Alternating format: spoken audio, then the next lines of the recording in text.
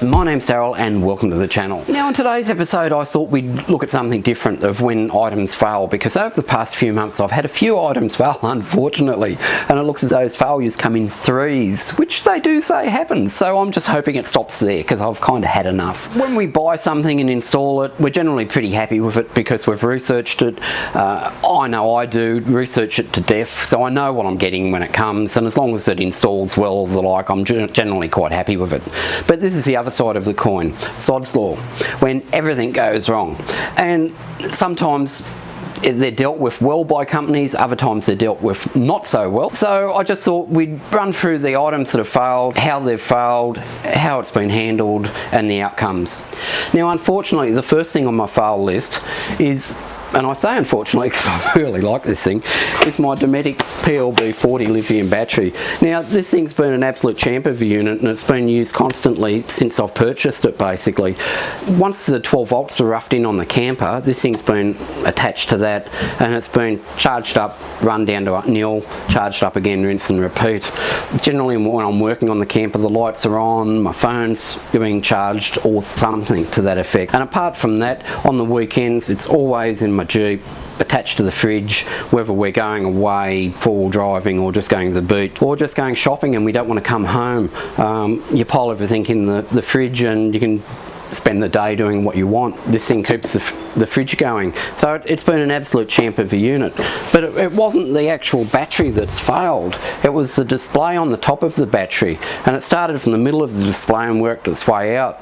And in the end, you couldn't see how much percentage of charge the battery had, which was a real pain. Now, I went back to the major retailer that I bought it off. As I said before, I bought it on a 20% discount from a major outdoor retailer.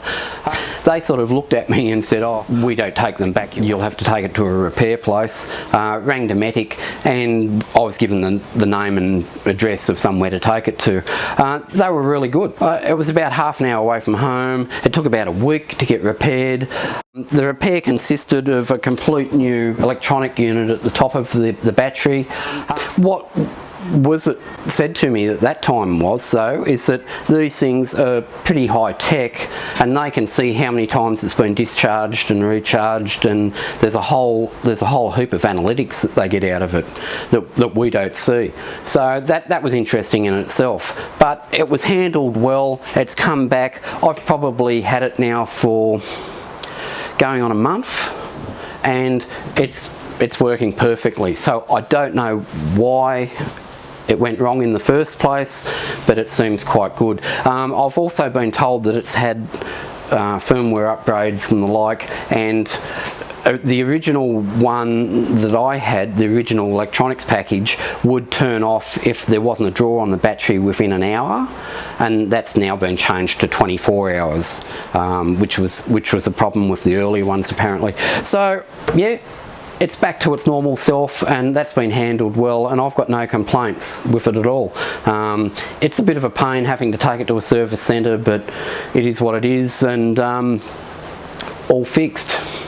So yeah, really happy with the outcome with that, and I'm still really chuffed with that, and I would recommend on that experience buying one again.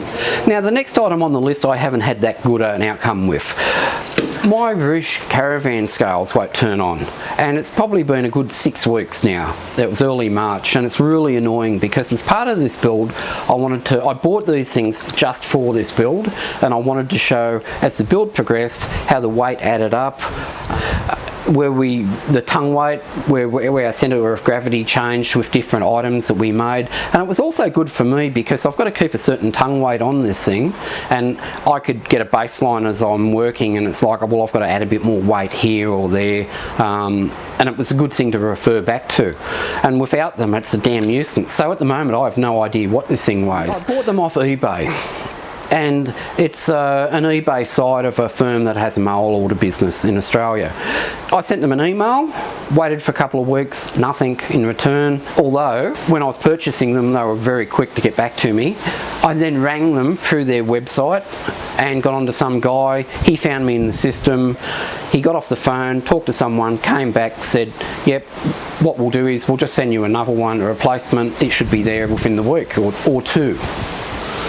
So A month later, I contacted them again last week. No idea who I'm talking to, but got onto a guy. He looks up myself in the system. Oh, there's no notes for you. And it's like, well, it's not my fault. So explained the situation. He said, yes, I'm going to get off the phone and talk to someone else like the last guy did. He came back, but this time it was like, oh, I'm emailing you a return shipping label. You can ship it back to us. It won't cost you anything and we'll ship you a new one. So that's where I am at the moment with this. But it's kind of frustrating when you've gone through the process. It's not a big dollar item for them. It's annoying for me. It's annoying because I'm not being able to produce what I want to produce for you guys. So it's like, yeah, I'm going to get another one, but would I buy them again? Based on the after sales service, maybe not. But at this point, we'll see how we go. I get the feeling, though, that it's like, oh, if we can get away with this, we will.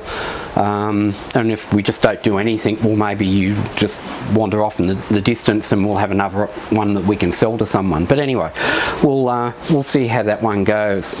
Now, the third item, and I'm hoping things stop at this. I currently have a front-wheel drive Jeep at the moment. And how it happened, before this self-imposed lockdown happened in Australia, I thought I'll gather as many parts as I can to get this camper build finished so my YouTube channel can continue on and I'm not sitting here going, oh, we're locked down, I've got nothing to do. So I've ordered everything and it gets delivered to my office, and the composite aluminium panels I had delivered there. So I took the trailer down behind the Jeep to pick up these panels, and I was coming home and stopped at a roundabout and took off, and there arose such a clatter under the vehicle and I had no forward momentum. So I put it in high range and drove up the road to get a parking spot because I had the Jeep and the trailer. Got out and looked underneath and there is no rear tail shaft. So it appears as though one of the bolts on the uni hangers has come out, and when I've taken off from the roundabout it's sheared off the other bolt, which means the uni can drop out of the saddles, and when I've stopped it's just fallen off the shaft. So I had to run back, grab the tail shaft, look around for any parts. I found the saddles and drove home in front wheel drive. So yeah, at the moment I have a front wheel drive Jeep. However, even with this lockdown, through Rock Auto, I've been able to order whatever parts I need. It's been like $170 worth of parts delivered, and they were here within 5 days. So I've got a broken bolt in the flange on the diff. I have bought a new flange to fit if I can't get the bolt out, although I can't see why I can't with an easy out. So that will be in a later episode. So plenty to do. But anyway, that's an overview of the failures I've had. Not big failures, more annoying than anything, but I thought I should show you guys the other side. So I hope you've enjoyed that today. I hope that hasn't put you off buying one of these Dometic batteries, because they are really good. I'm really happy with it. I hope you've enjoyed that. Thanks for watching, guys, and we'll see you next time. Bye now.